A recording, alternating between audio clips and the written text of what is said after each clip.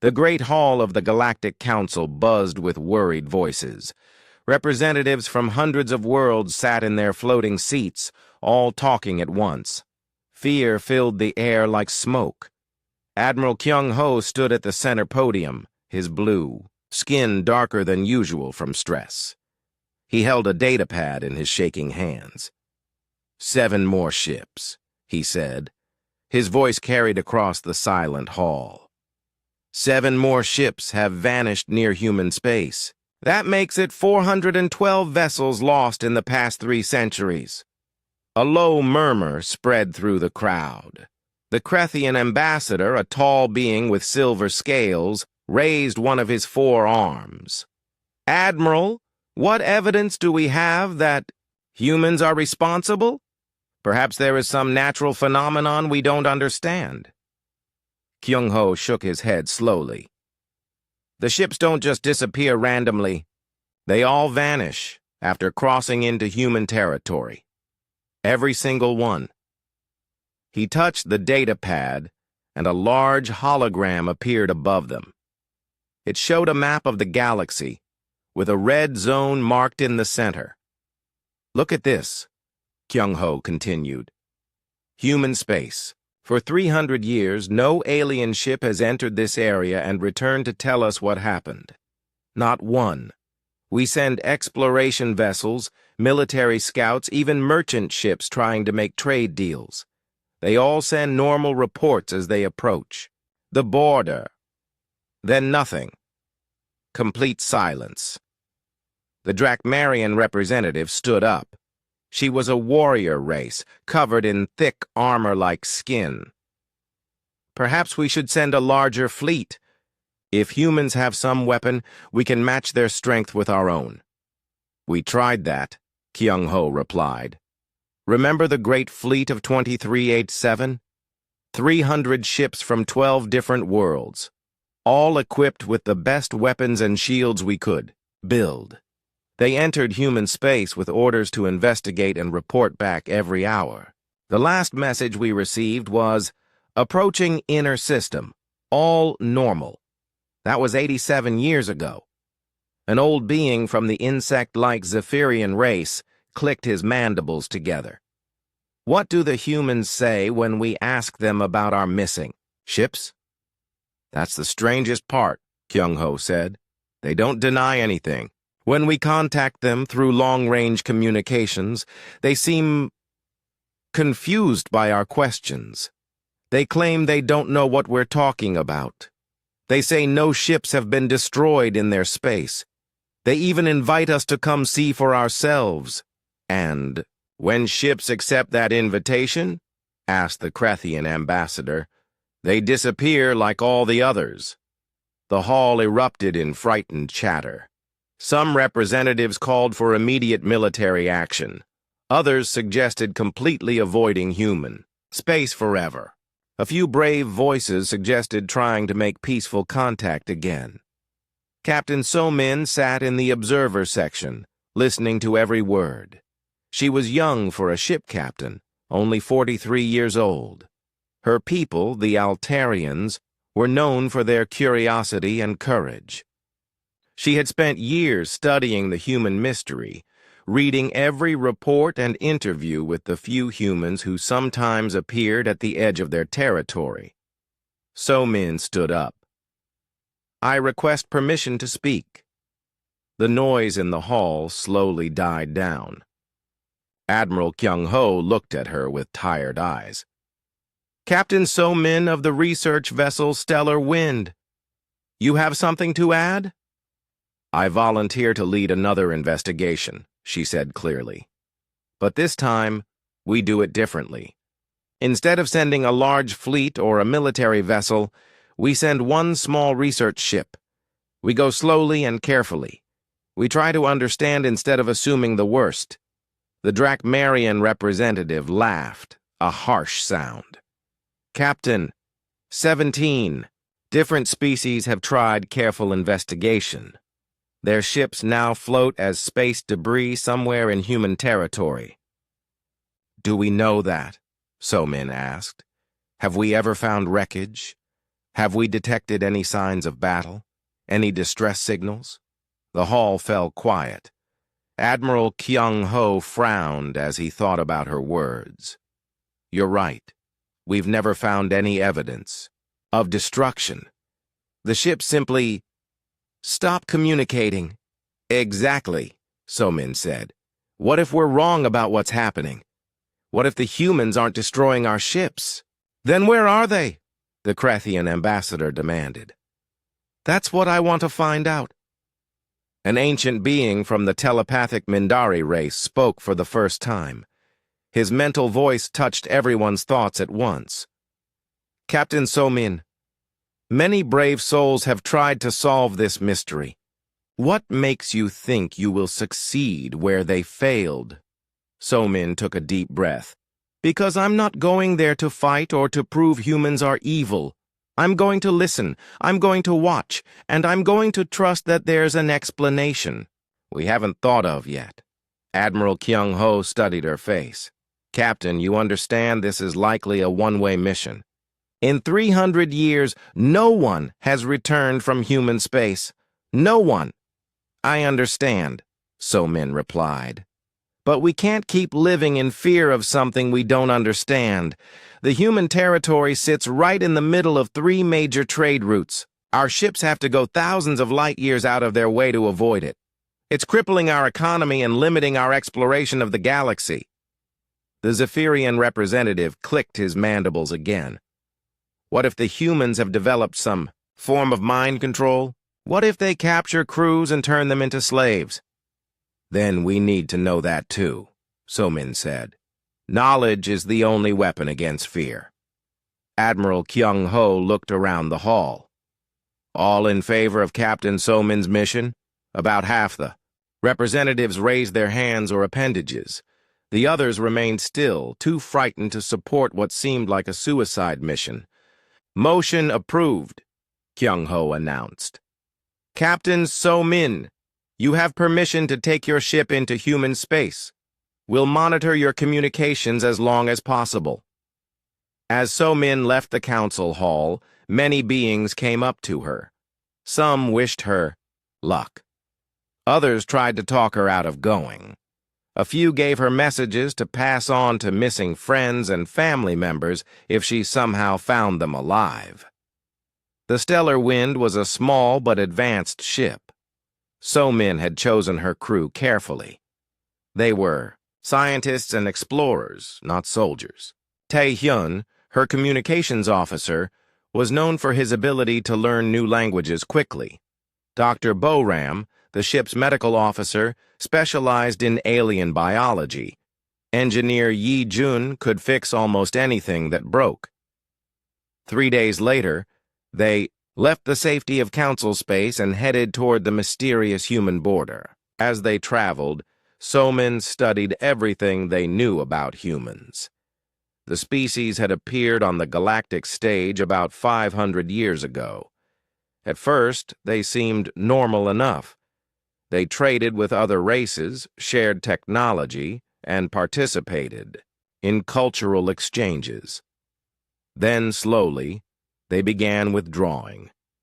They stopped sending ambassadors to council meetings. They stopped visiting other worlds. They built an invisible wall around their territory and stayed inside it. And anyone who tried to visit them never came back. Captain, Tae-hyun called from his station. We're approaching the human border. All systems normal. Should I send our status report to council headquarters? So-min nodded. Send it. And Tae-hyun, keep sending reports even if we cross into human space. I want a record of everything that happens. The stellar wind flew toward the invisible line that separated the known galaxy from the greatest mystery in space. Behind them, hundreds of worlds waited for answers. Ahead of them lay the secret that no one had lived to tell. The stellar wind crossed into human space without any fanfare. No alarms went off. No weapons locked onto them. The stars looked the same as they did everywhere else in the galaxy.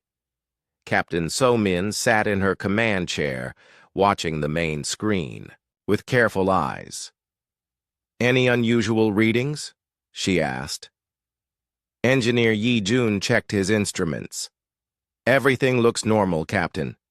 No energy weapons pointed at us. No ships following us. The only strange thing is how quiet it is." "Quiet how?" "Most areas of space have some radio chatter, ships talking to each other, automated beacons, that sort of thing. Here, there's almost nothing." Communications Officer Tae-hyun looked up from his station. "I'm picking up some signals, but they're different. The frequencies are cleaner somehow, and the patterns don't match any known alien communication systems." Dr. Boram, the medical officer, frowned at her readings. "I'm detecting life signs on several planets in this system, lots of them. If this area is as dangerous as everyone thinks, why are there so many populated worlds?" So-min stood and walked to the main screen. Outside, space looked peaceful. Few planets orbited a yellow star that looked much like the suns of many other systems. "Take us deeper into the system, but slowly.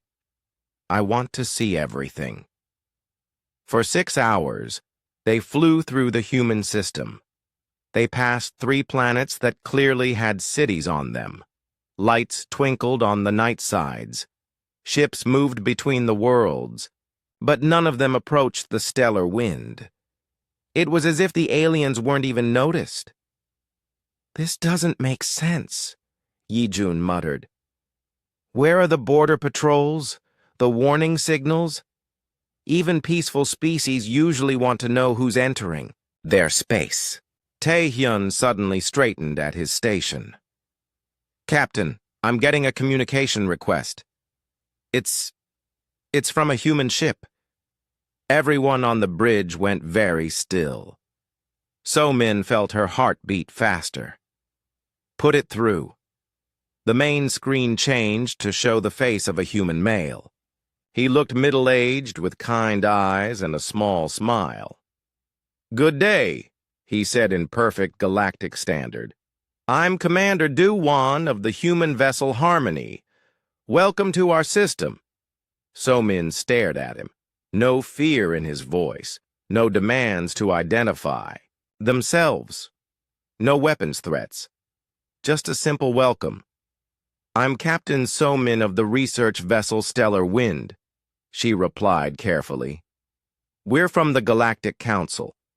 We came to investigate the disappearance of several ships in this area." Do-won's expression showed genuine confusion. "Disappearance? I'm not sure what you mean, but perhaps we should talk in person. Would you like to come aboard our ship? Or we could meet on one of our stations." Dr. Boram whispered, "Captain, this could be a trap." But So-min studied Do-won's face on the screen. Something about his manner seemed completely honest.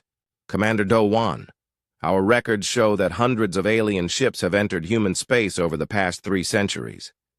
None of them ever returned home. Can you explain this?" Do-won's confusion seemed to deepen. "Hundreds of ships? That's wonderful. We love meeting new species, but I'm afraid I don't understand what you mean about them not returning home. Are you saying they're lost? Are you saying they're not?" "Well, no. How could they be lost? Our space isn't dangerous. In fact..." Do-won paused and seemed to think about something. "Captain So-min, would you like to see why no one leaves our space? I think that might answer your questions better than anything I could say." Tae-hyun turned to So-min with wide eyes. "Captain, this is exactly what happened to the other ships. The humans made friendly contact and invited them somewhere. Then the ships disappeared."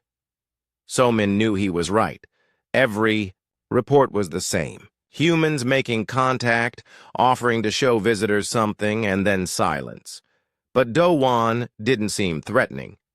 He seemed genuinely helpful. "Commander," she said slowly, "what exactly do you want to show us?" Our way of life, Do-Won replied, simply. I think once you see how we live, you'll understand everything. And Captain, you're free to leave any time you want. We don't keep anyone against their will. Yi-Jun shook his head. Captain, 400 ships have heard those same words, but So-Min made a decision that would change everything.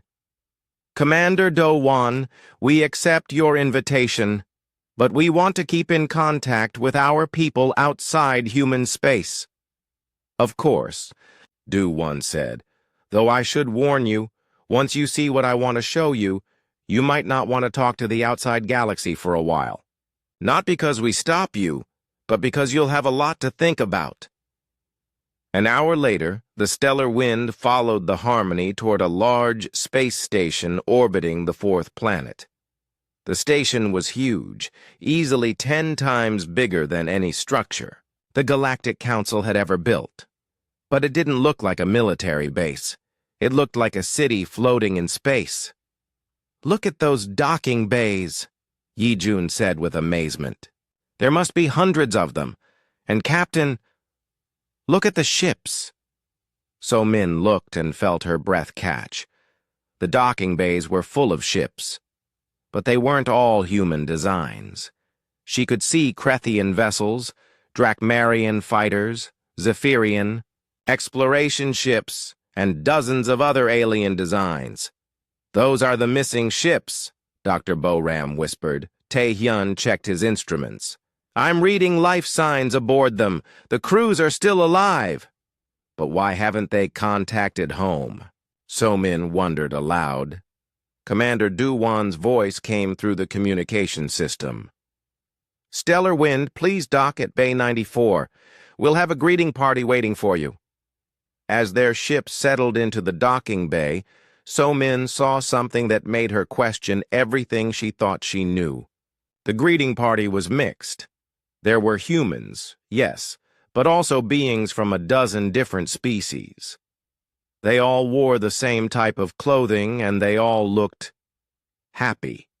One of them was clearly Krethian. Captain Jae-won, according to his uniform. Markings.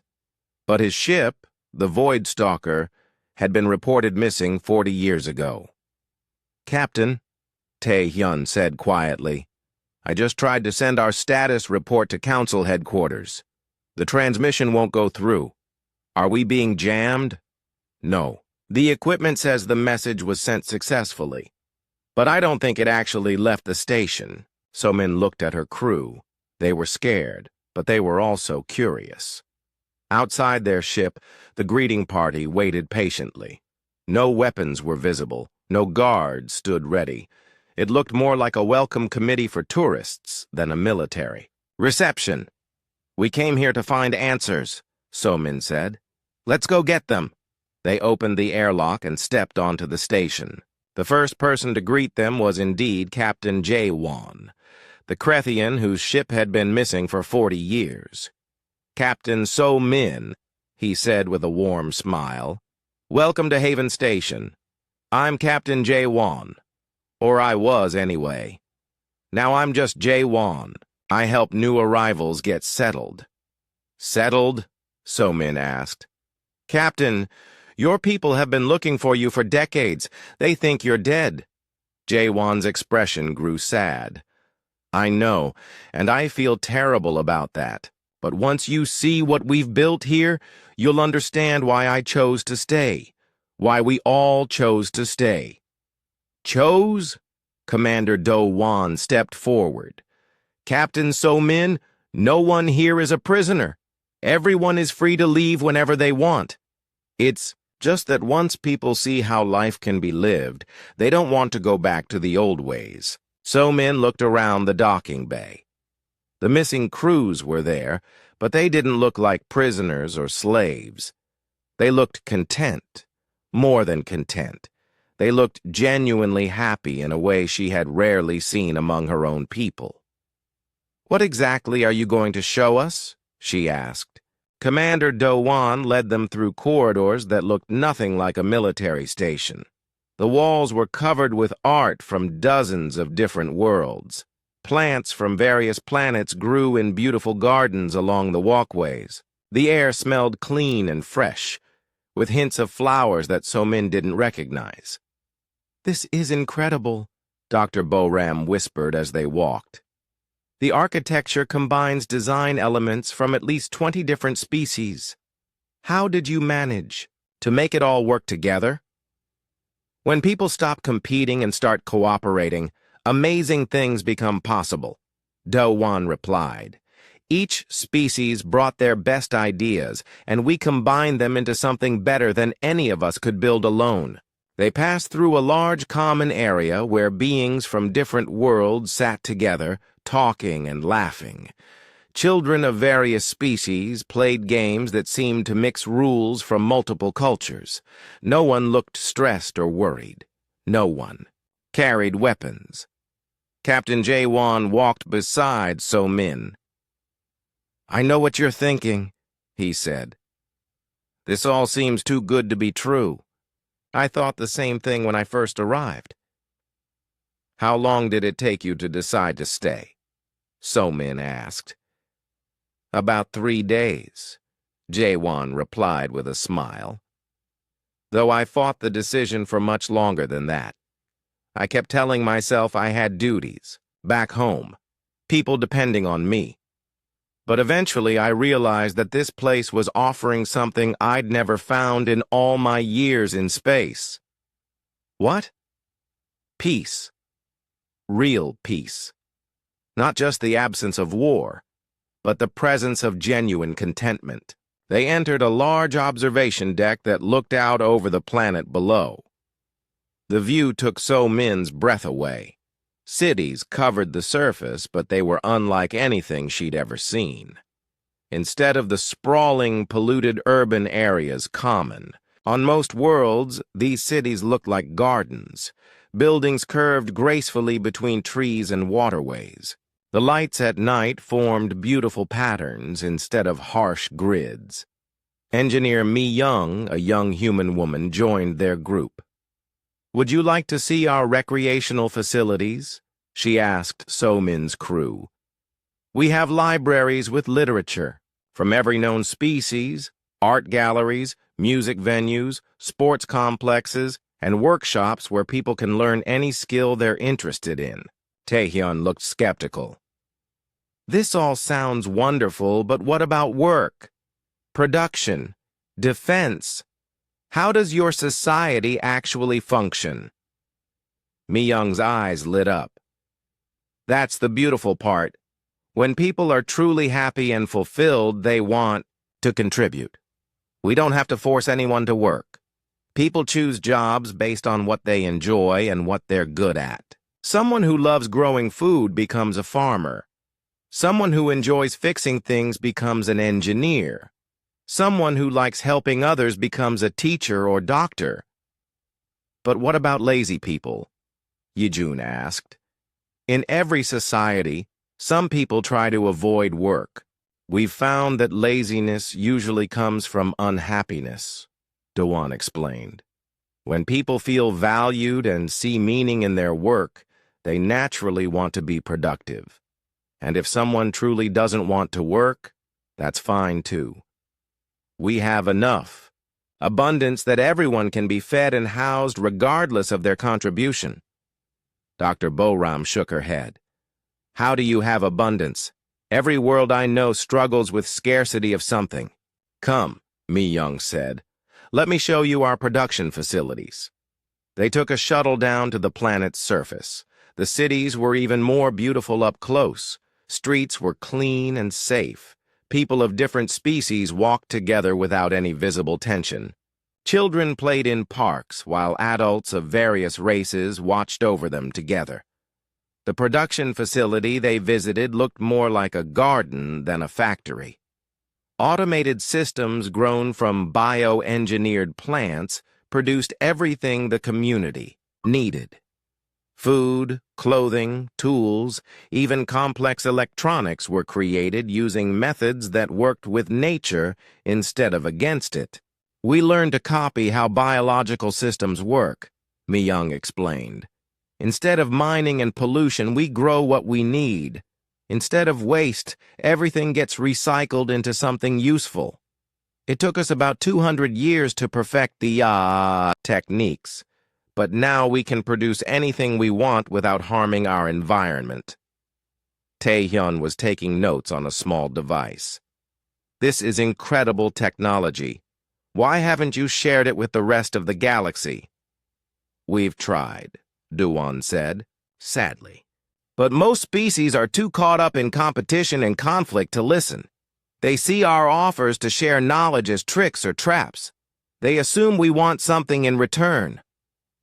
Don't you? We want what everyone wants, Do-won replied. We want to be happy and safe, and to see others happy and safe too. The difference is that we've learned how to actually achieve those things. That evening, So-min and her crew were given comfortable quarters in a residential area of the city. Their rooms were spacious and beautiful, with views of gardens and art installations. But what struck So-min most was the sound outside her window. Children laughing, adults having cheerful conversations, music from various cultures blending together in harmony. She had grown up on a world where the streets were often empty after dark because people were afraid. Here, the community stayed active and social well into the night because no one feared for their safety. The next day, they visited schools where children from different species learned together. They saw hospitals where alien and human doctors worked side by side to help patients from any world. They toured research centers, where scientists from dozens of cultures shared knowledge freely. In my world, Dr. Boram told Mi-young, medical knowledge is closely guarded. Doctors compete with each other for patience and prestige. Here, you're giving me access to research that could cure diseases my people have suffered from for centuries. Why? Wouldn't we share it? Mi-young asked, genuinely confused. Healing is not a competition. When one person gets better, it doesn't make other people sick. That afternoon, So-min met with some of the other missing captains. They came from warrior races, merchant cultures, scientific societies, and artistic civilizations. All of them had the same story. They had arrived expecting to find either paradise or prison. Instead, they found something much more revolutionary, a society that actually worked. Captain, said former Commander Hyeju of the Drakmarian Empire, I spent 30 years fighting wars over resources that we could have simply shared. I lost friends in battles over territory that could have housed everyone peacefully. When I saw how humans lived, I realized that all those conflicts were completely unnecessary. But didn't you have responsibilities to your people back home? So-min asked. Of course. And I wrestled with that for months. But eventually I realized that the best way I could serve my people was to learn everything I could about this way of life, and someday find a way to share it with them. Why haven't you? Hyeju looked sad. Because they're not ready to listen. When I send messages back, my government assumes I'm being controlled or brainwashed. They can't believe that someone would choose to stay here freely. That night, So-min sat in her quarters and tried to make sense of everything she'd seen. Her crew was having the same struggle. Over dinner, they talked about what they'd experienced. It's not that they've eliminated all problems, Yi-jun said. People still get sick sometimes. Accidents still happen. But they've solved the big problems: poverty, war, environmental destruction, social inequality. And they did it not through force or control, but by simply choosing to live differently. The question is, Tae-hyun said quietly, what do we do with this information? So-min knew what he meant. Their mission was to investigate the missing ships and report back to the Galactic Council. But how could they explain that the ships weren't missing or destroyed? How could they tell the galaxy that all those crews had simply chosen to join a better society? "We tell the truth," she said finally. "We report exactly what we've found. And if no one believes us?" So-Min looked out her window at the peaceful city below. "Then we'll have to show them, the same way the humans showed us." Dr. Yoon-ji met with So-Min and her crew on the third day of their visit. She was the station's chief anthropologist, a human woman in her 60s with gentle eyes and patient manner. They sat in a comfortable room filled with artifacts from hundreds of different worlds. "You've been asking good questions," Yoon-ji said, "but you haven't asked the most important one yet." "Which is?" So-Min replied. "How did we figure this out? What makes humans different from every other species in the galaxy?" Tae-hyun leaned forward. "I was wondering about that. Your technology is advanced, but not impossibly so. You're not telepathic like the Mindari. You're not physically stronger than the Drakmarians. What's your secret?" Yoon-ji smiled and gestured to the artifacts around them. "We learned from everyone else's mistakes. You see, humans came to space travel later than most species. By the time we reached the stars, we could see what had happened to dozens of other civilizations." "What do you mean?" Dr. Boram asked. "We saw the Krethian Empire collapse from internal competition. We watched the Drakmarian Wars destroy entire star systems. We studied how the Altarian trade guilds created poverty in the middle of abundance. We observed every form of social organization the galaxy had tried." Yoon-ji stood and walked to a large wall display. With a touch, it showed a timeline of galactic history. "Look at this pattern. Every species that reaches the stars goes through the same cycle. First, they explore and expand. Then they compete for resources. Then they fight wars. Then they either destroy themselves or retreat into isolation." "But not humans," So-Min observed. "Not humans," Yoon-ji agreed. "Because we asked a different. Instead of asking, how do we become the strongest, and we asked, how do we become the happiest?" Yi-jun frowned. "That seems like a luxury question. Don't you have to be strong first to survive?" "That's what everyone believes," Yoon-ji said. "But it's backwards. Strength comes from happiness, not the other way around. Let me show you what I mean." She touched the display again, and it showed images of human society from centuries ago. Cities that looked much like the ones So-Min knew from other worlds. Crowded, polluted, full of conflict. "This is how humans lived when we first reached space," Yoon-ji explained. "We had the same problems as everyone else. Crime, poverty, war, environmental destruction. But we had one advantage, which was we could see that these problems weren't natural or inevitable. Other species had solved them. The Zephyrians had eliminated crime through community cooperation. The Altarians had ended poverty through resource sharing. The Mindari had stopped wars through empathic understanding. Each species had found part of the answer. The display changed to show human settlements that gradually became more peaceful and prosperous over time. So we studied every successful social innovation in galactic history. We borrowed ideas from dozens of different cultures, but more importantly, we figured out why those innovations usually failed when species tried to copy them." "Why did they fail?" So-Min asked. "Because most species only copied the techniques, not the underlying philosophy. They tried to force cooperation without understanding why beings cooperate. They tried to share resources while still believing in scarcity. They tried to stop fighting while still thinking that life was a competition." Pilot Wu Jin, a human male who had joined their discussion, nodded. "I used to fly for the merchant fleet before I came here. I thought success meant beating other pilots, getting the best contracts, earning the most credits. It took me years to understand that real success meant everyone doing well together. But how do you change something so fundamental?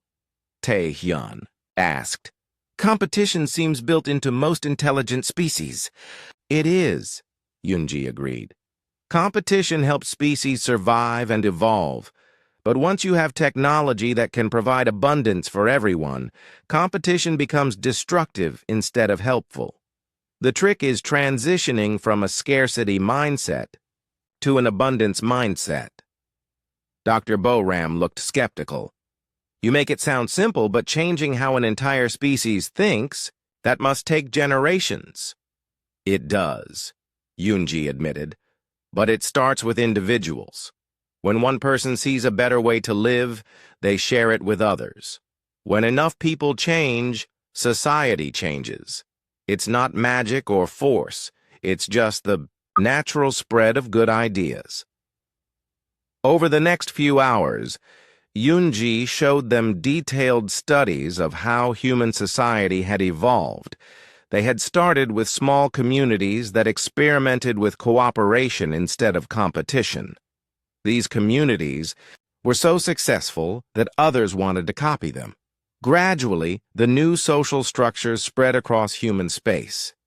The key insight, Yoonji explained, was understanding what people actually want. Most beings think they want power, wealth, or status. But what they really want is security, purpose, and connection. Once we figured out how to give everyone those three things, all the other problems solved themselves. Security, I understand, So-min said. But purpose and connection? Woo-jin answered that one. Purpose means knowing that your life matters, that you're contributing something valuable. Connection means belonging to a community that cares about you. When people have both of those things, they don't need to compete for power or hoard wealth. But what about ambition? Yi-jun asked. What about people who want to achieve great things? They still can, Yoonji said. But instead of achieving things by beating others, they achieve things by helping others. Some of our greatest innovations have come from people who wanted to solve problems for their communities. The display showed examples. Scientists who had developed new technologies not for profit, but to help their friends. Artists who had created beautiful works to bring joy to others. Engineers who had designed better cities because they wanted everyone to live well. In competitive societies, Yoonji continued, most human energy gets wasted on conflict. People spend time fighting each other instead of solving problems. Here, all that energy goes toward making life better for everyone. This all sounds wonderful in theory, Dr. Boram said. But what about practical issues? What happens when people disagree? What happens when resources get scarce? What happens when you encounter hostile aliens? Good questions, Yoonji replied.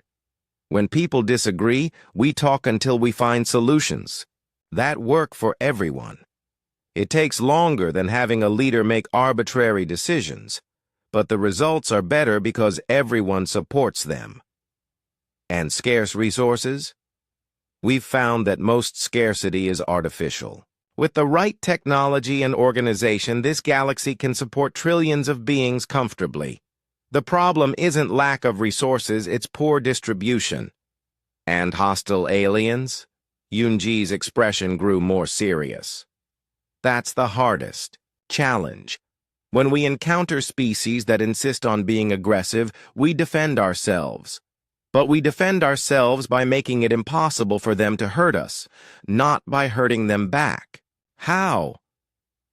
We're much better at avoiding conflict than anyone else in the galaxy. We can predict when species are likely to become aggressive, and we remove the causes of that aggression before fighting starts. We share resources with poor worlds, so they don't feel the need to raid others. We mediate disputes between other species so small problems don't become wars. So-min felt a strange emotion growing inside her. It wasn't quite sadness, but it wasn't happiness either. It was like grief for all the suffering that could have been avoided. Dr. Yunji, she said quietly, if humans figured this out centuries... Ago, why didn't you share it with the rest of the galaxy? We tried, Yunji replied sadly. But no one wanted to listen. They thought we were weak because we didn't compete.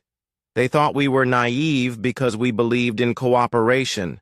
They thought we were lying because they couldn't imagine a society without scarcity and conflict. So you stopped trying? We stopped pushing. But we never stopped being available. Every alien ship that enters our space gets to see how we live. We hope that eventually visitors will take these ideas back to their own worlds. But they don't, Tae-hyun pointed out. They stay here instead. Yes, Yunji admitted. And that's the great tragedy.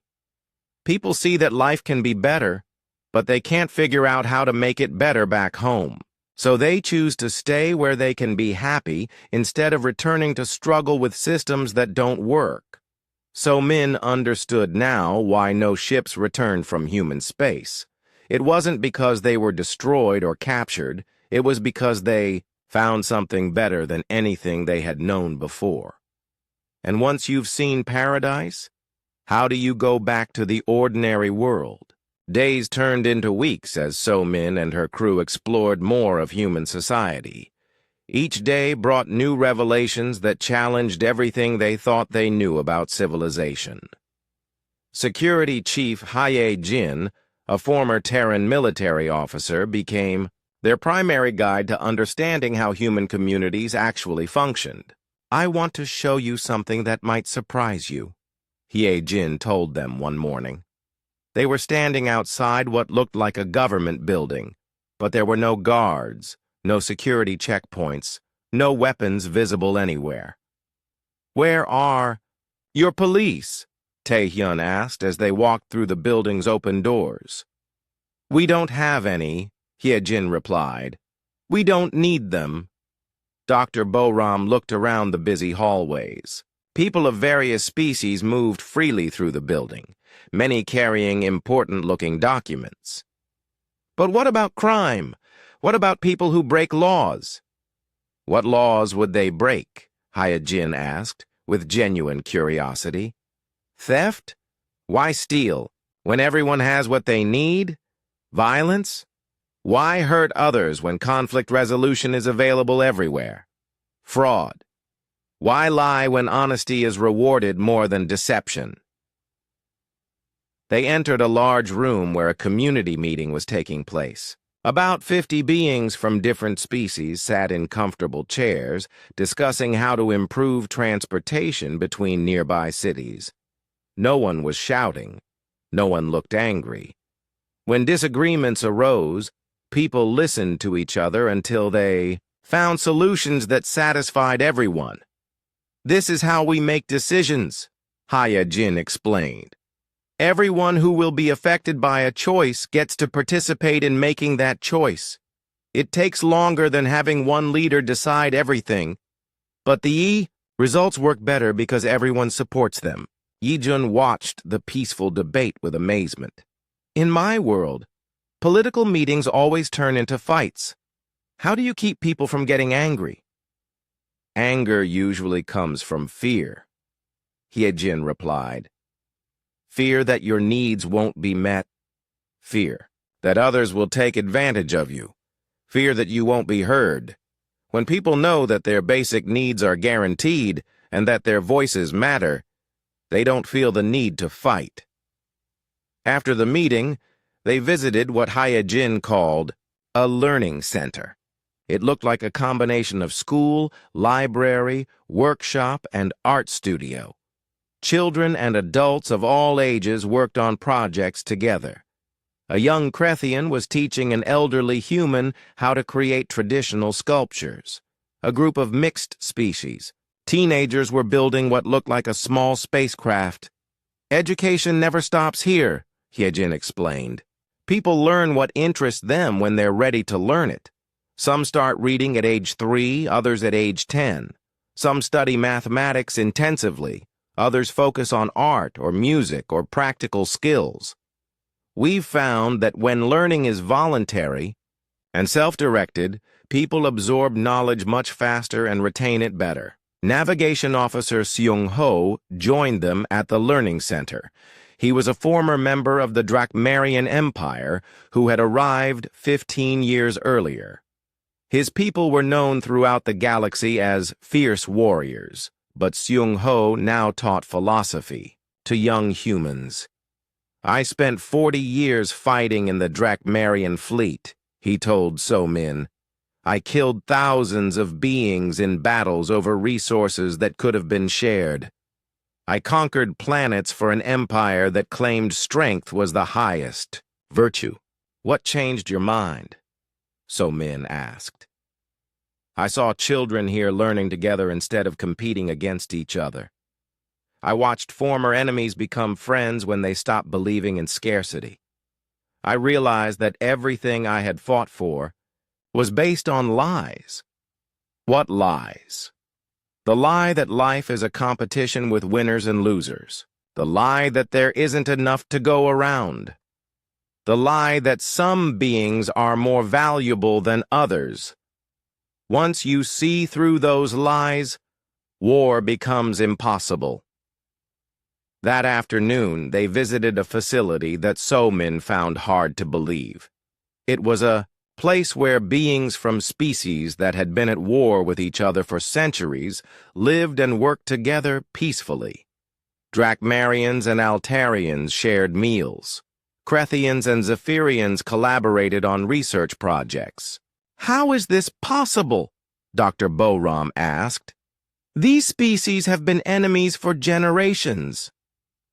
"Enemies by choice, not by nature," Hyojin replied.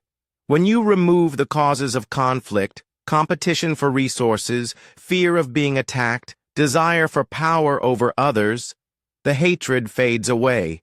It turns out that most species have much more in common than they have differences."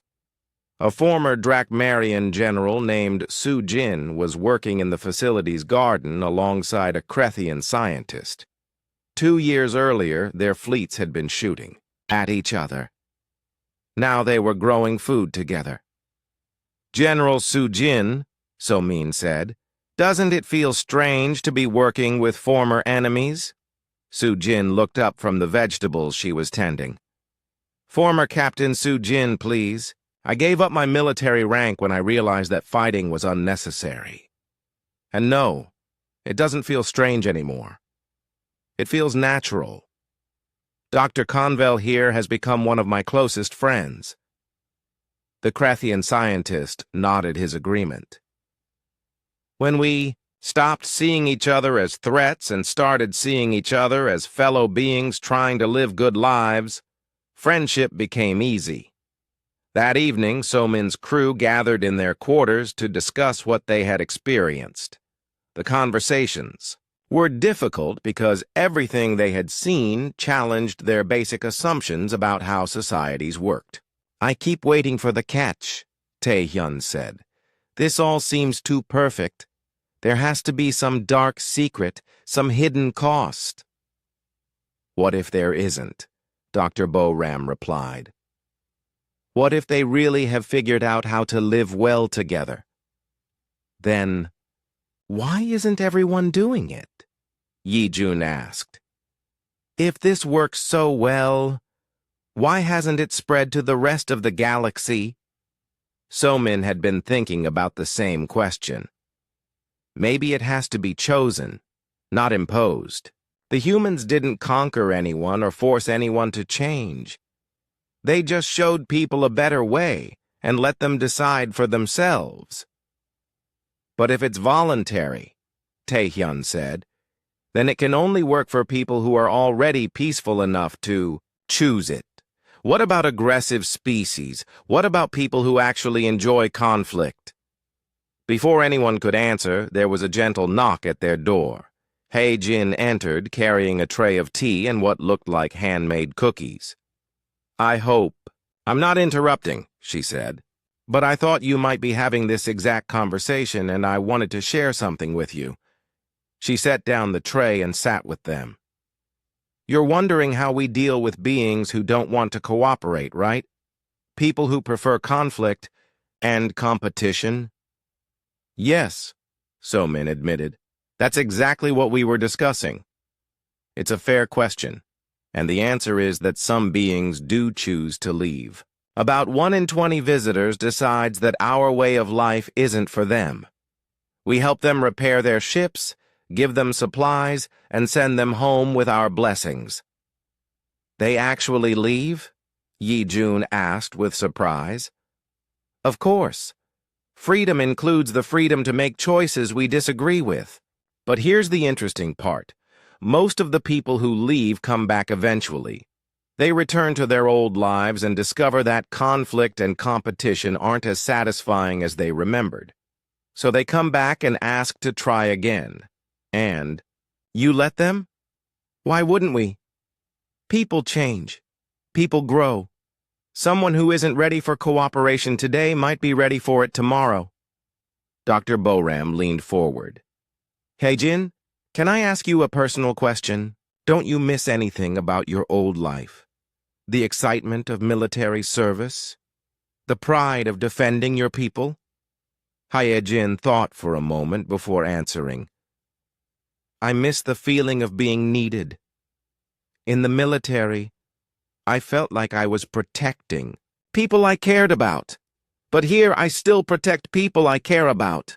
The difference is that now I protect them by building safety instead of by threatening enemies. What do you mean? In the military, we created security by being stronger than our enemies.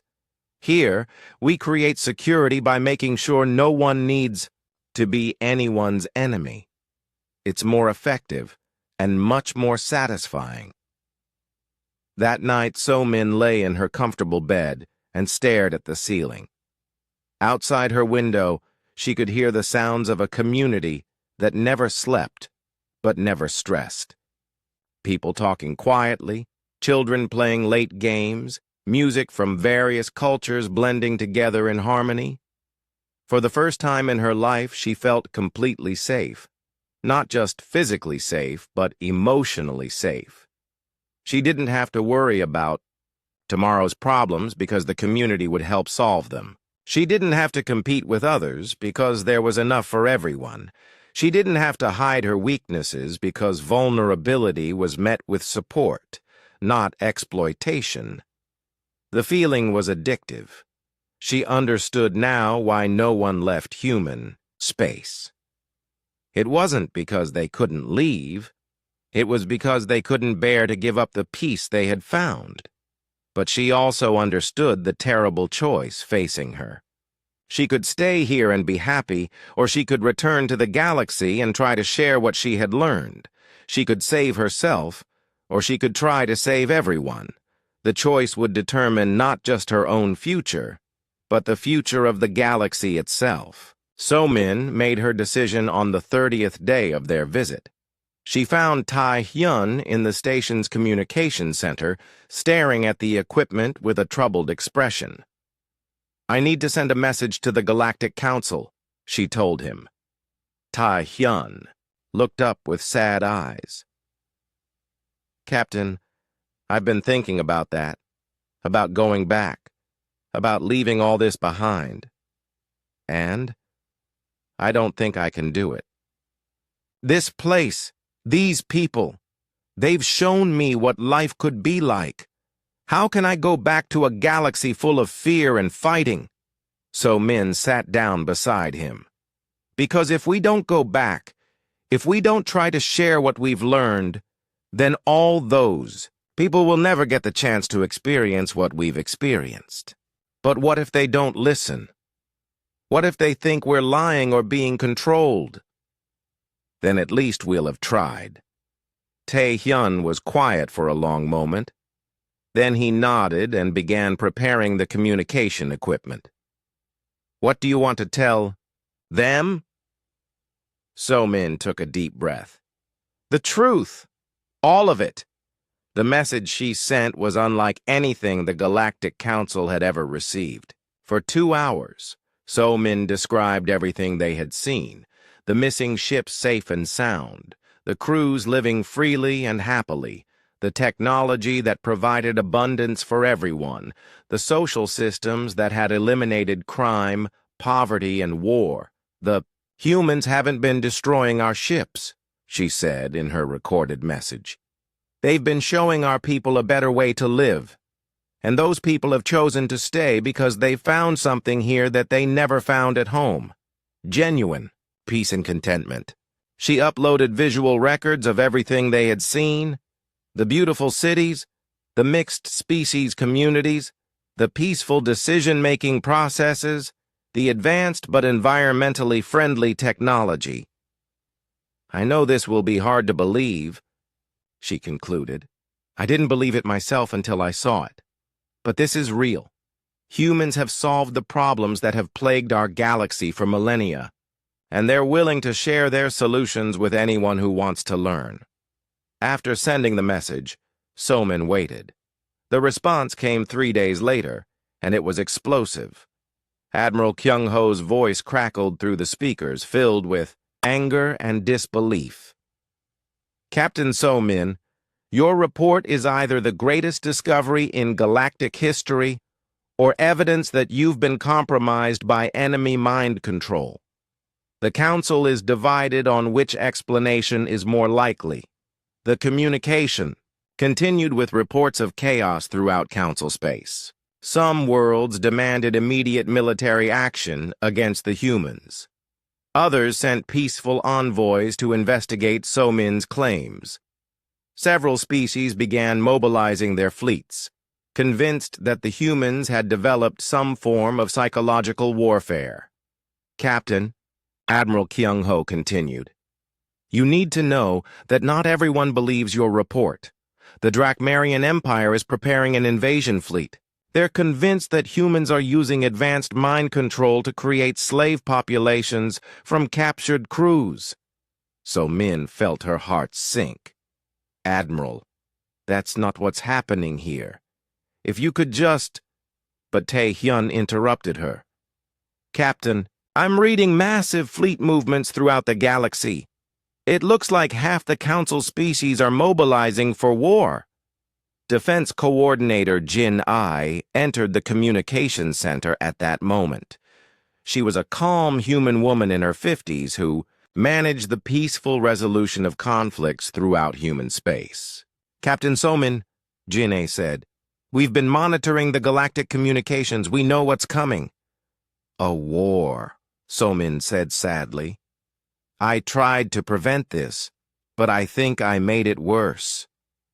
You did exactly the right thing, Ginny replied. Truth is always better than ignorance, even when truth is difficult to accept. But now we need to prepare for what comes next. Are you going to fight them? Jin-A smiled sadly. We don't fight wars, Captain. We prevent them. But this situation is challenging.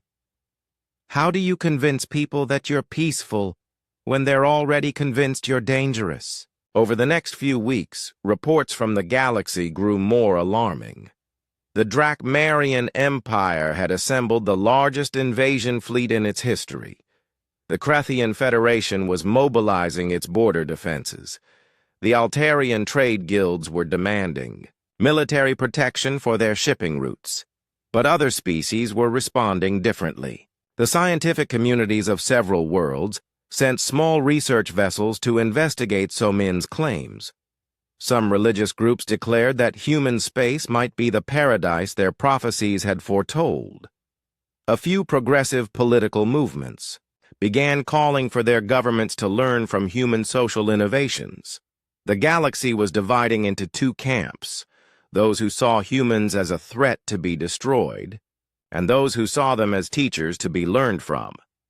Jin-A worked around the clock to coordinate humanity's response. Somin watched her manage communications with dozens of incoming alien fleets, some peaceful and some hostile.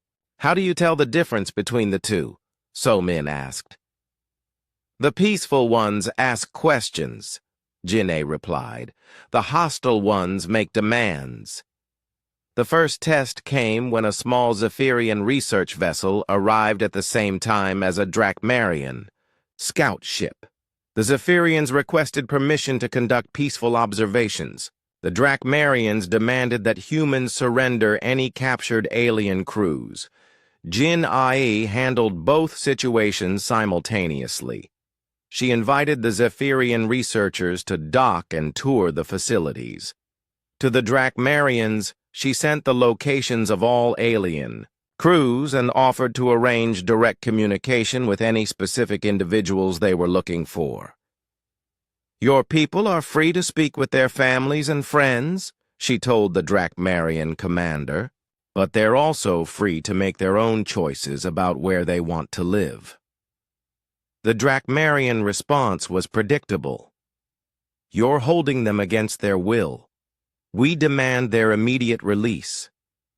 "Commander," Ginny replied patiently, "would you like to speak directly with the Drakmarian citizens currently living here? You can ask them yourself if they're being held against their will."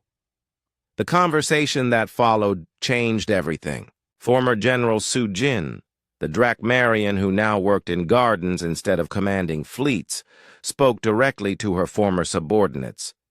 "Commander Velkar," she said to the scout ship, "I know this is hard to understand, but I chose to stay here because I found something better than war.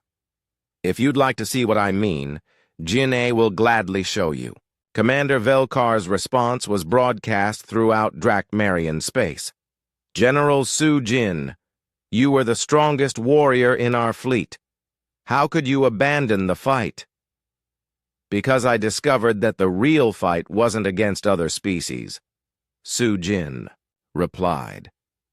"The real fight was against the conditions that make war necessary, and that's a fight we can actually win." Similar conversations took place with crews from dozens of species. Family members spoke to their missing relatives and discovered that they weren't missing at all. They were thriving in a society that valued cooperation over conquest, but not everyone was convinced. Admiral Kyung-ho arrived with a massive fleet 2 months after So-min's initial message. 300 ships from 15 different species, all armed for battle. They took positions just outside human space and demanded the return of all alien crews. Jin Ai's response surprised everyone. Instead of mobilizing defenses or threatening retaliation, she sent a single message to the entire fleet. "Welcome to human space. Please dock at any of our facilities and we'll show you whatever you'd like to see." "This is not a social visit," Admiral Kyung-ho replied angrily. "We're here to rescue our people from whatever mind control you're using." "Admiral," Ginny said calmly, "your people are free to leave any time they choose. Would you like us to ask them if they want to return home?" What happened next would be remembered as the moment that changed galactic history. Instead of fighting or fleeing, humanity opened its doors wider. Every space station prepared to welcome hostile visitors. Every planet made room for investigation teams. Every human citizen prepared to answer questions about their society. "If they want to understand us," Jin-A told her staff, "then we'll help them understand. If they want to see our secrets, we'll show them everything. If they want to test our commitment to peace, we'll prove it by remaining peaceful even when threatened."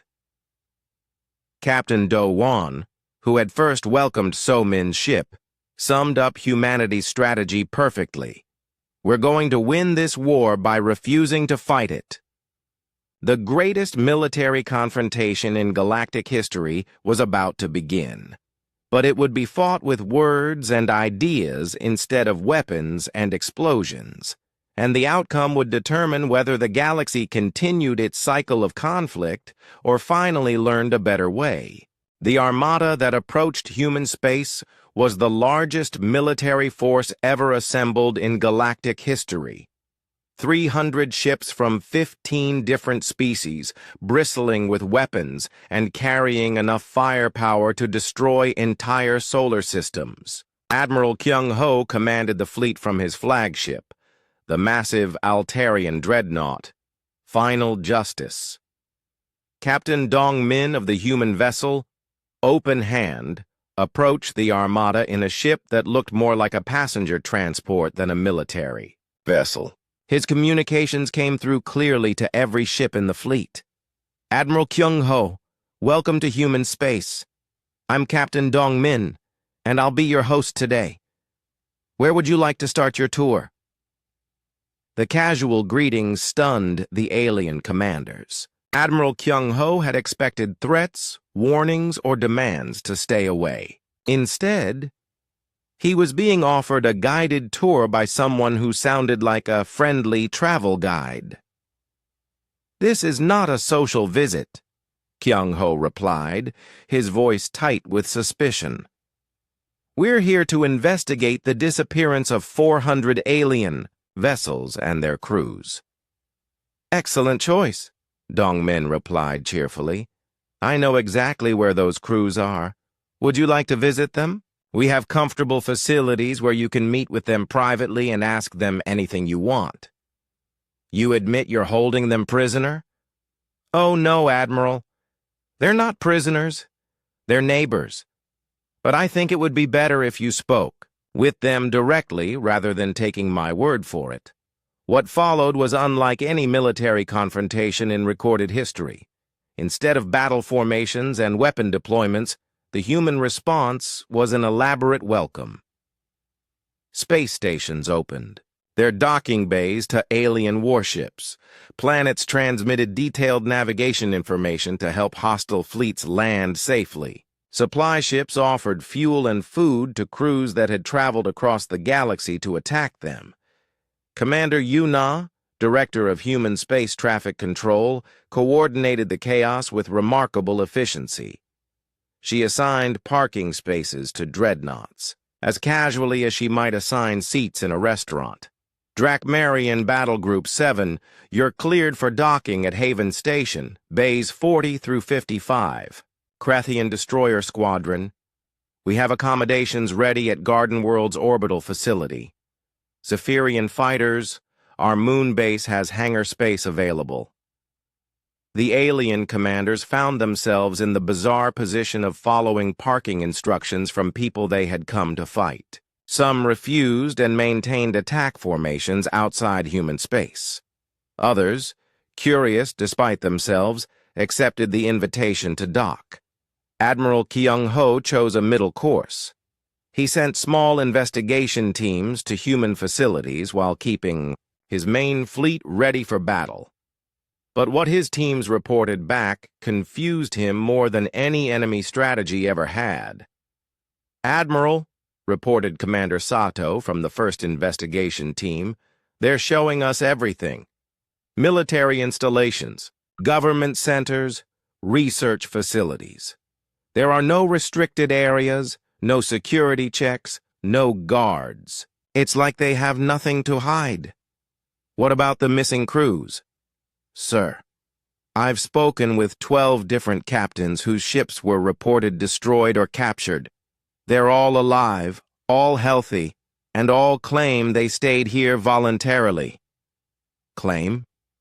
"Admiral, I've run every test we have for mind control, brainwashing, or psychological manipulation.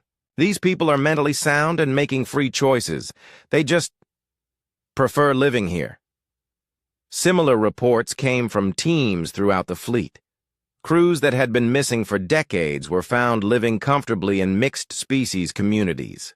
Former military officers worked as teachers, artists, and farmers. Warrior races tended gardens alongside their former enemies. The most shocking report came from Commander Wei Lin, a Drakmarian officer who had found her own sister among the captured crews. "Admiral, my sister Han Sol has been missing for 23 years. We held a funeral for her, but she's here, alive and well. She's married to a human engineer and they have children together. Children of mixed species, Admiral. I didn't even know that was biologically possible." "What does she say about her disappearance?" "She says she didn't disappear. She says she found a better life and chose to stay. She asked me why I never tried to contact her directly instead of assuming she was dead. Admiral Kyung-ho felt his certainty beginning to crack. Commander, are you sure she hasn't been replaced by some kind of duplicate? Or altered in some way? Sir, I've known Han Sol my entire life. This is really her. Same memories, same personality, same annoying habits. The only difference is that she seems genuinely happy. Happier than I've ever seen her. The investigation team spent weeks exploring human society. They visited schools where alien and human children learned together. They toured hospitals where doctors from different species shared medical knowledge freely. They observed community meetings where decisions were made through consensus rather than authority. Everywhere they went, they found the same thing. People from their own worlds living peaceful, productive lives alongside former enemies, and every person they interviewed told the same story. They had come to human space expecting to find either paradise or prison. Instead, they had found something much more revolutionary, a society that actually worked. Dr. Minho, a human psychologist, explained the pattern to one of the investigation teams. Your people don't stay here because we force them to, he said. They stay because they discover something they never had before, genuine security. Not the temporary security that comes from being stronger than your enemies, but permanent security that comes from living in a society where everyone's needs are met. But what about ambition? Asked Commander Sato. What about the drive to achieve great things? Ambition is still here, Dr. Minho replied, but it's redirected. Instead of competing against others, people compete against problems. Instead of trying to defeat other beings, they try to defeat disease, ignorance, and scarcity. It turns out that when you remove artificial competition, natural cooperation emerges.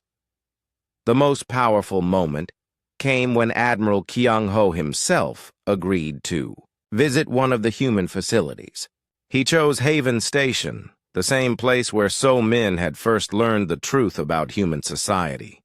Captain Jae-won, the Krethian whose ship had been missing for 40 years, greeted Kyung-ho personally. The two commanders had known each other during their academy days, before their species had been assigned to different sectors of the galaxy. Jae-won, Kyung-ho said, his voice filled with emotion. We thought you were dead. Your family held mourning ceremonies. Your name is on the memorial wall at Fleet Headquarters. I know, Jae-won replied sadly, and I feel terrible about that. But Kyung-ho, once you see what life can be like here, you'll understand why I chose to stay. Show me. For 3 days, Jae-won showed his old friend everything human society had to offer. They visited research centers where scientists shared discoveries freely instead of hoarding them for military advantage. They toured production facilities that created abundance without environmental destruction. They sat in on community meetings, where conflicts were resolved through understanding rather than force. But the moment that changed Admiral Kyung-ho's mind came in a simple residential area. Children from a dozen different species were playing together in a park.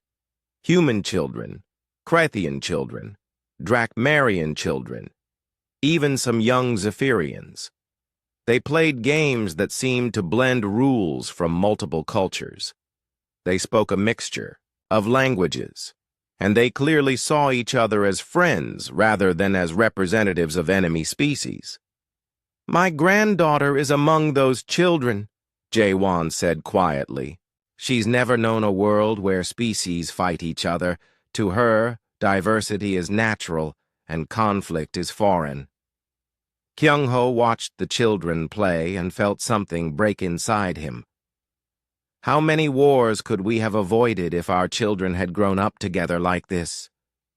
All of them, Jae-won replied.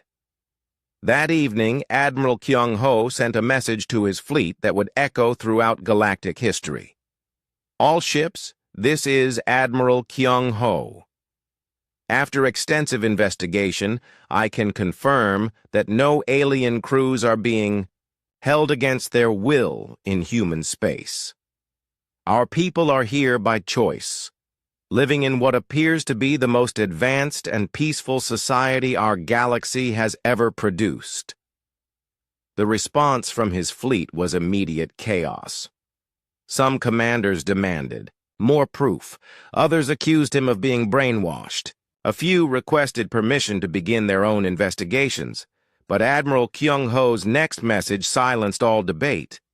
Furthermore, I am hereby resigning my commission and requesting asylum in human space, not because I'm being forced to, but because I've seen what the future could look like, and I want to be part of building it. Within hours of that message, requests for asylum began pouring in from ships throughout the fleet. Not everyone chose to stay, but enough did that the invasion force began transforming into a settlement expedition. The greatest military confrontation in galactic history had ended without a single shot being fired. Humanity had won their war, not through superior weapons, but through superior ideas. And across the galaxy, other species began to wonder, if humans could create peace in the middle of space, perhaps peace was possible everywhere.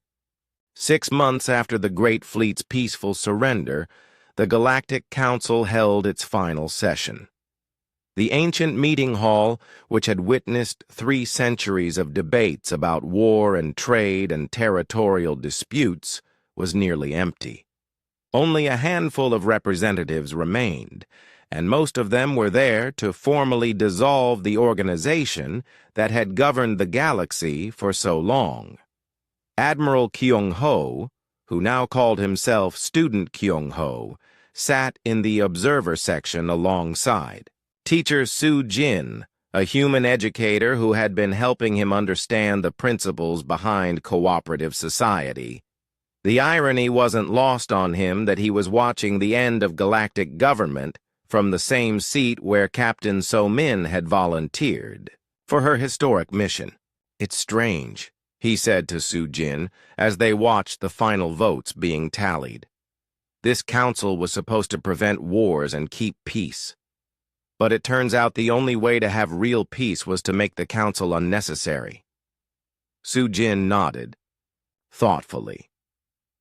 Governments exist to solve problems. When the problems are solved, governments become obsolete. The question is whether they're wise enough to recognize that and step aside gracefully. The final vote was unanimous. The Galactic Council officially dissolved itself, transferring its remaining functions to a loose network of voluntary cooperation agreements between worlds.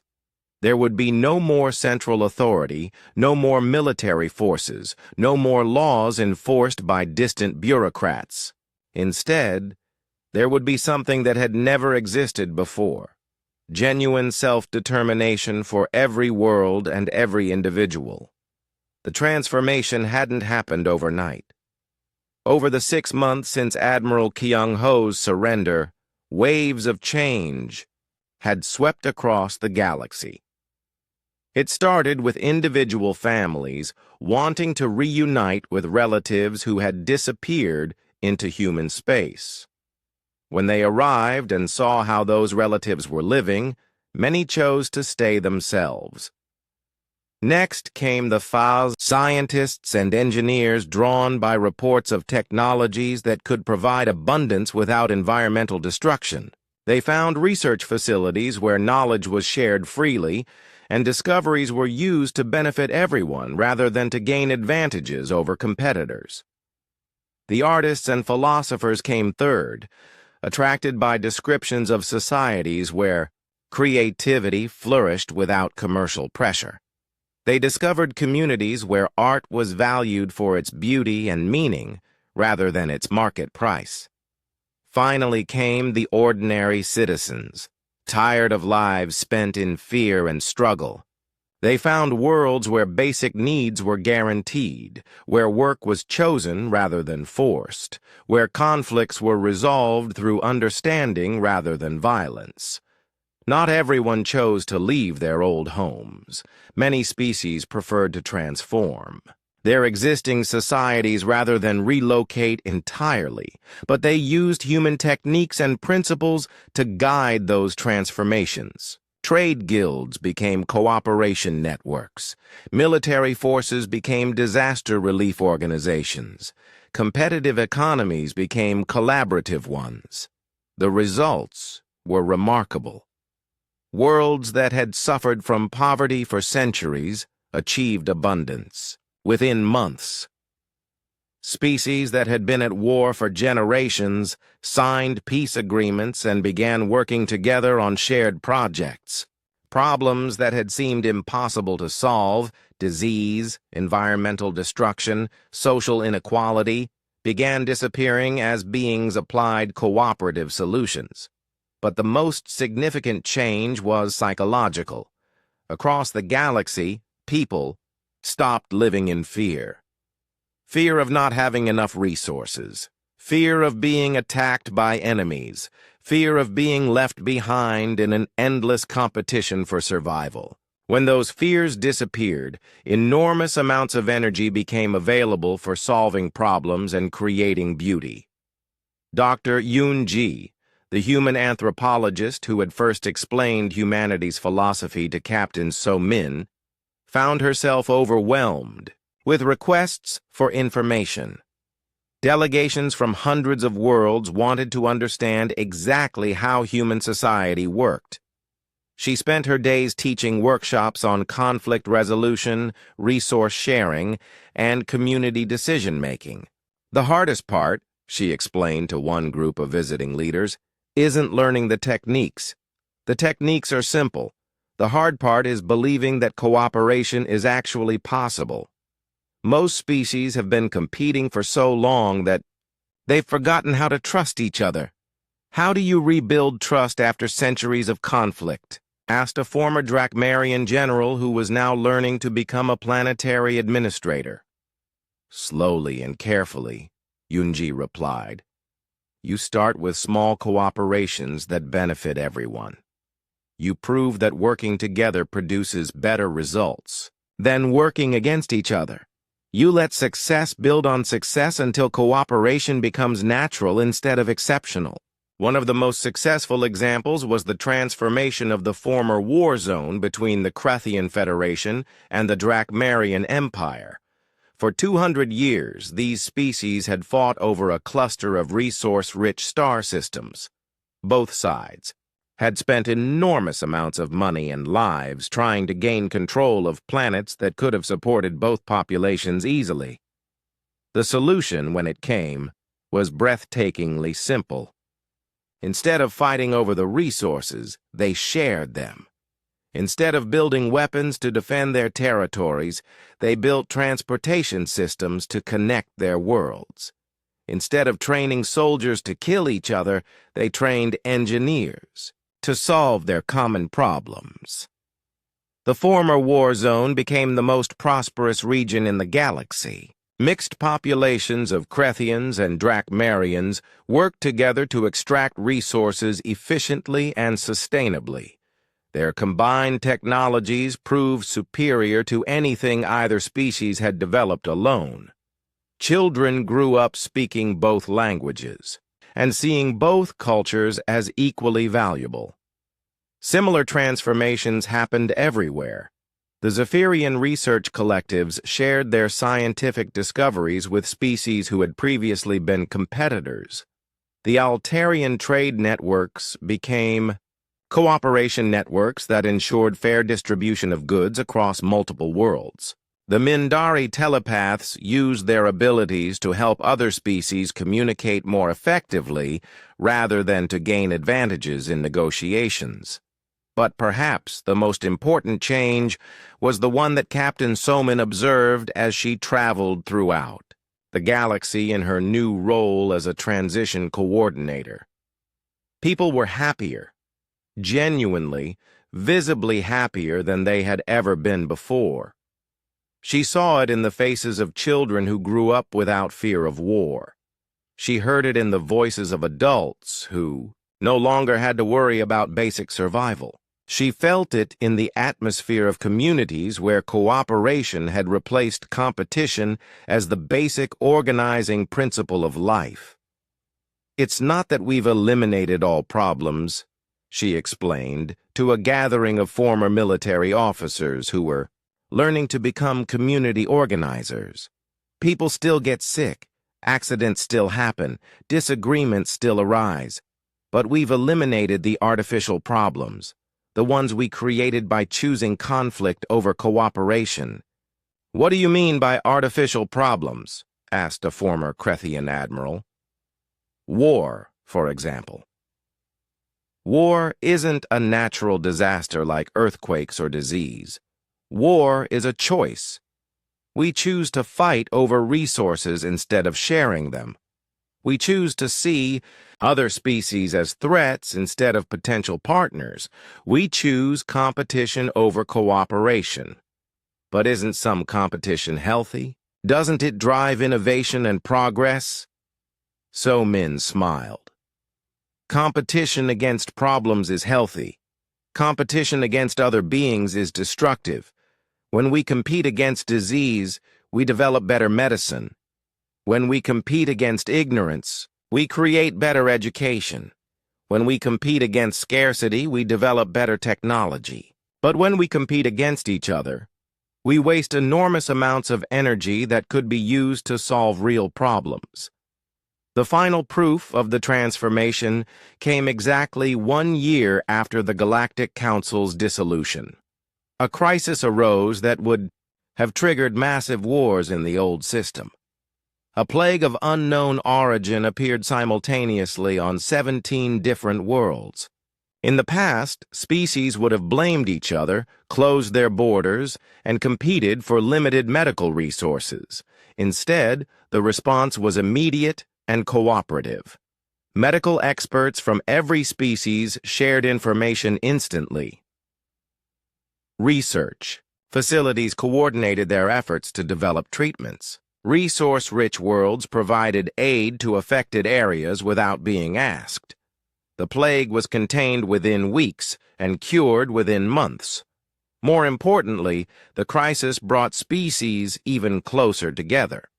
Beings who had worked together to save lives found it easy to continue working together on other projects. The Emergency Response Network became a permanent cooperation network that made future crises almost impossible. Teacher Su Jin summed up the change perfectly during one of her educational workshops. "For thousands of years, every species in this galaxy made the same mistake. They assumed that intelligence meant competition, that smart beings naturally fight each other for dominance. But humans discovered that intelligence actually means cooperation. The smartest thing any species can do is work together with other species to solve problems that no one can solve alone." As the second year of the new galactic order began, even the most skeptical observers had to admit that the transformation was real and lasting. Crime rates had dropped to nearly zero across hundreds of worlds. Environmental destruction had stopped and begun reversing as species adopted sustainable technologies. Scientific progress had accelerated dramatically as researchers shared discoveries instead of hoarding them. But